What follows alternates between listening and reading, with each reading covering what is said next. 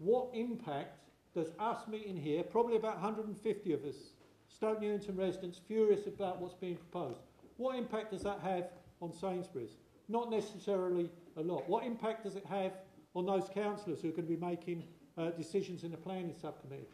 The fact that we're here doesn't necessarily make a great deal of difference to them. What we have to do is build power so that we can challenge them and they feel that they cannot ride roughshod over our community. One of the things we're going to have to do in this campaign is to identify how we manage to challenge Sainsbury's. They earn millions of pounds every week. So we're not going to outbuy them in terms of money, but we have people, we have the people here, and if we work together, we can definitely defeat them.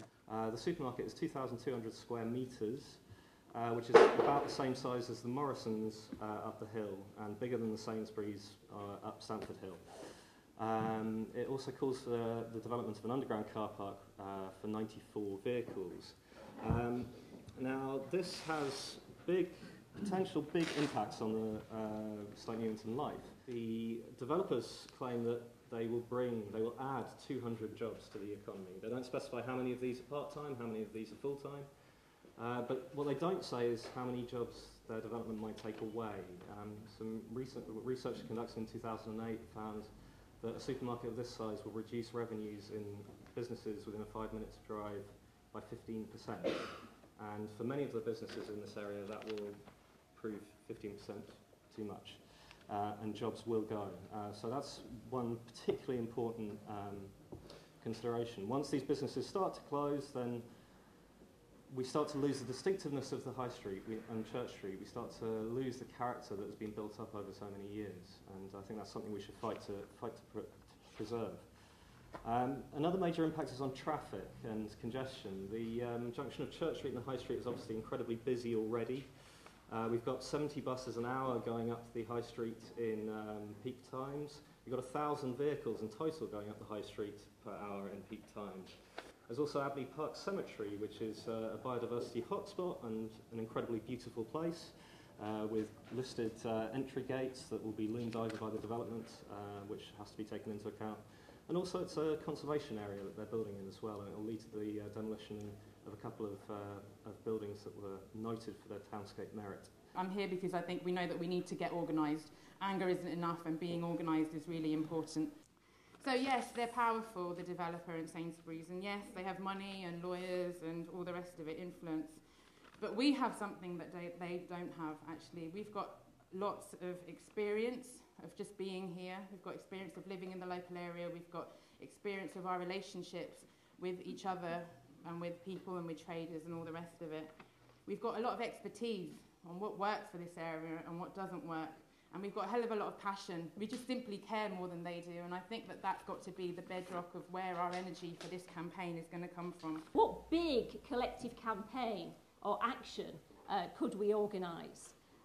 People talk about demonstrations, protests, but is that something we want to do? Is that something that's likely to be effective in this campaign, or other more interesting ideas? Because what fun can we have as well in terms of organising a big collective activity? There's 150 people in this room. I'm sure we could get 1,500 people in Stoke Newington to a big event. But what sort of a big event do we want to do? I just want to say, we are here to kind of support and be involved in this, and we can help you get your views across to the council, and also what you were saying in terms of understanding the planning policy and getting your views across that way.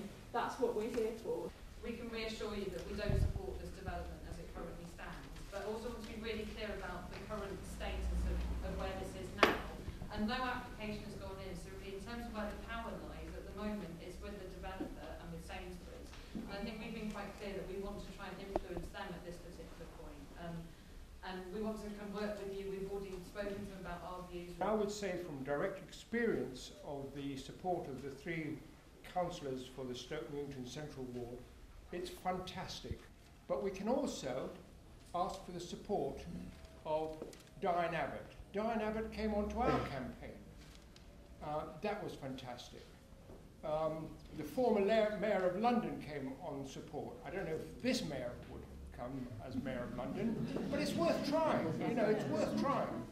So it is important to get that political support. Thank you very much.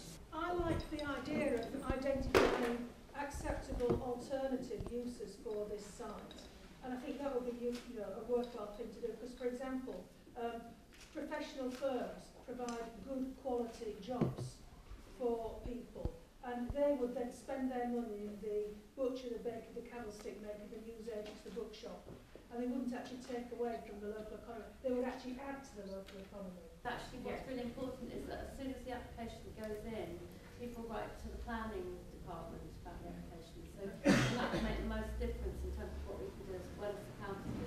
I actually live on the site with my wife at the moment as it stands. I wanted to make the point that there are people who live and work on the site at the moment, so don't forget about us and where we're going to go to, and the lack of alternative affordable live-work units in the borough. Thank you very much.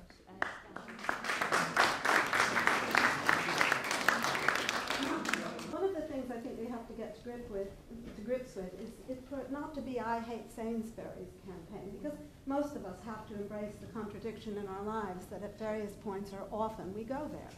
So it's not Sainsbury's per se, unless we're so committed that we only shop and have the money to do so at the farmer's market, but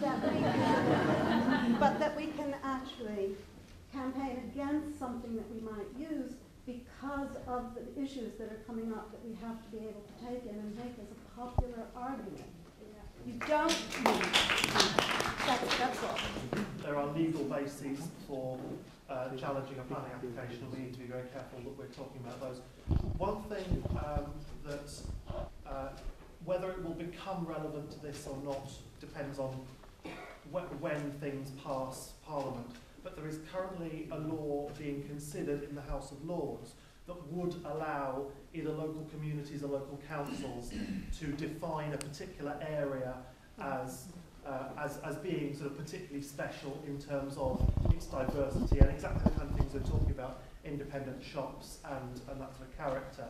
And we cannot do it yet, but that's something that I think Stoke Newington ought to really see to sort of look at. Remember that whilst we are objecting to Sainsbury's, the applicant will be Newmark Properties, and that the scheme as a whole is a whole financial package in which presumably for Newmark Properties the cherry in the pie is any private house or may well be private housing sales and or other housing income. Yeah. And so it's really important that we don't simply focus wholly on Sainsbury's. Sainsbury's is actually probably the employment part of the package that satisfies the planning policy. One thing about having so many people in the room like this is that there is so much talent and skills and activity that people have got to give to the campaign.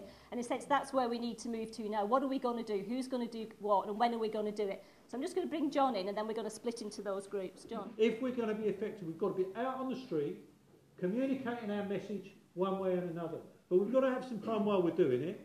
But most importantly, you've come here tonight because you feel passionate that we as a community, working together, can protect the entity that is Stoke Newington. Make sure you sign up, make sure you visit the website, and I don't know how we're going to organise the next meeting, I don't know where we're going to find a room big enough, but we're probably going to ask people to join subgroups and do some work in the subgroup. Meetings of 20 people can actually end up with a list of jobs to do. People say, okay, I commit, I'll go and do this, and everybody does their bit, and you meet up again, you check off what's been done, and you check what hasn't. If we just have meetings like this, where we have complete unity that we don't want it, but we don't have people walking out at the end of the meeting with a list of jobs that they're going to do, because if every one of us here took 2 or 3 jobs to do over the next week, imagine the impact that would have. Now, we can't do that very easily this evening. We can try and do some of that when we break into the groups, but we need to find a way that everybody commits. I will do a little to contribute to making sure we win this campaign, and that's the way forward.